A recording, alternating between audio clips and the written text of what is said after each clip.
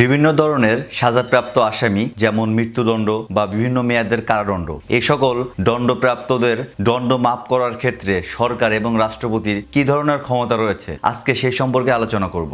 দৈনন্দিন মানুষের জীবনের সাথে সম্পর্কযুক্ত এমন প্রয়োজনীয় আইন সম্পর্কে ভিডিও পেতে আমার চ্যানেলটি সাবস্ক্রাইব অথবা ফলো করে রাখতে পারেন এবং আপনি আইনের কোন বিষয় সম্পর্কে জানতে চান অবশ্যই কমেন্ট করে জানাবেন।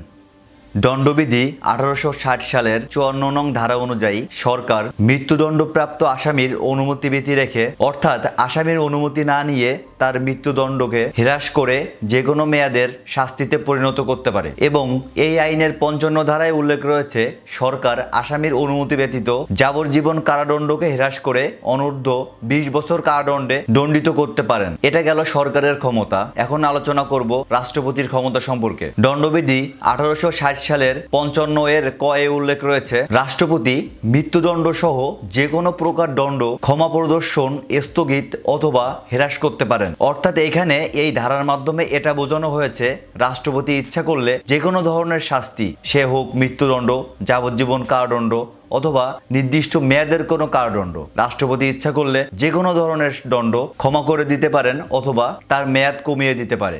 ধন্যবাদ এতক্ষণ আমার সাথে থাকার জন্য।